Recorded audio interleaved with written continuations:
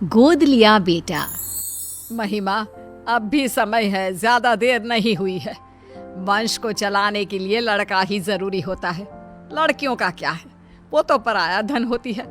एक ना एक दिन तेरी बेटी दृष्टि भी अपने ससुराल चली जाएगी। फिर बुढ़ापे में कौन तुम्हारा सहारा बनेगा, कभी सोचा है तुमने? मम्मी जी, मैं आपकी बात समझ रही हूँ, लेकिन किसी दूसरे के बेटे को हम कैसे अपना लें भला? जिस किसी भी बच्चे को हम गोद लेंगे उसकी रगों में तो किसी दूसरे का ही खून होगा ना, और मैं दूसरे के बच्चे को पाल नहीं सकती। हाँ माँ, महिमा ठीक कह रही है। वैसे भी दृष्टि अब 8 साल की हो चुकी है, सब समझने लगी है वो भी।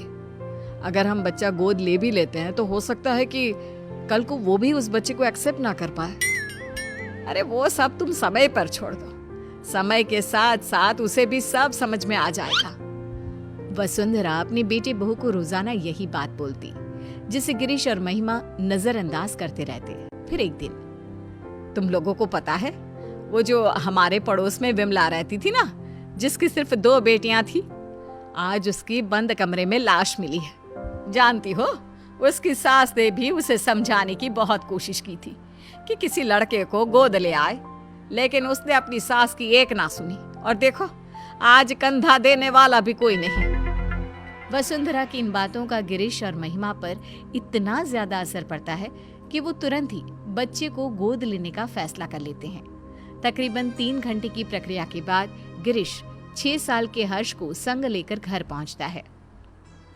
आप यही चाहती थी ना माँ कि हम एक लड़के को गोद ले आए? तो देखिए, ये रहा हमारा हर्ष। ये तो तुमने बहुत अच्छा किया बेटा। अब एक काम करते हैं, कल कुछ पंडितों को बुलाकर इसका शुद्धिकरण करा देते हैं। शुद्धिकरण? ये क्या होता है? अरे बेटा, अभी तेरी रगों में किसी और का खून है, जिसके बारे में हमें कोई खोज खबर भी नहीं है, इसीलिए तू अशुद्ध है। कल जब तेरा शुद्धिकरण हो जाएगा, तब तो इस घर का वारिस बन जाएगा।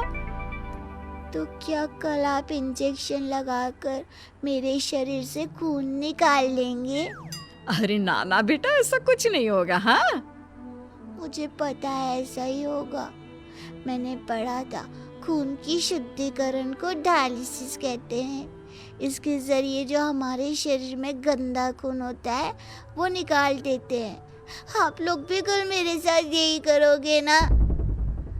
हर्ष के मुंह से इतनी छोटी सी उम्र में इतनी बड़ी बड़ी बातें सुनकर सभी दंग रह जाते हैं। आप कहाँ से लाए हो इस बच्चे को, जो इस उम्र में इतनी बड़ी बड़ी बातें कर रहा है?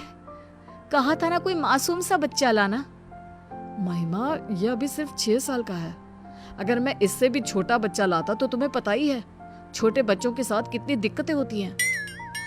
हाँ, लेकिन आपको एक यही बच्चा मिला जो इस उम्र में इतना कुछ समझता है। उससे तो आगे भगवान ही बचाए। मैं दृष्टि के पास जा रही हूँ, आप संभालिए इस शैतान को। अगले दिन पंडित को बुलाकर शुद्धिकरण की पूजा भी करा दी जाती है, लेकिन उसके बाद भी घर का कोई भी सदस्य उसे अपना नहीं पाता। वो घर में सजावट के लिए पड़ी किसी चीज की तरह था। इसी तरह 1 साल बीत जाता है। समय के साथ साथ हर्ष को भी अपनी और सौतेले में फर्क समझ आ जाता है। अब दृष्टि 9 की और हर्ष 7 साल का हो चुका होता है। दृष्टि बेटा, मैंने तुम्हारे लिए एक साइकिल खरीदी है। अब तुम्हें स्कूल बस से जाने की कोई जरूरत नहीं है। थैंक यू पापा। पापा, मेरे लिए भी आप एक साइकिल खरीद लीजिए। स्कूल बहुत दूर है, मैं आने जाने में थक जाता हूँ।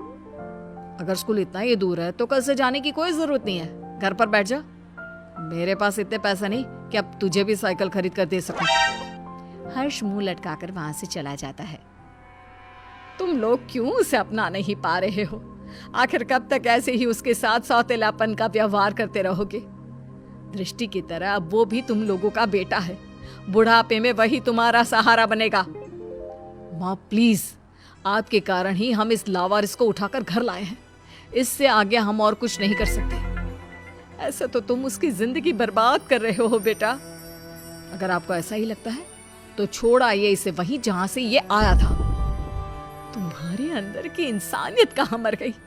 जब से आया है तब से लेकर आज तक तुमने उसे कभी एक बाप का प्यार नहीं दिया, जरा सा भी तरस नहीं आता।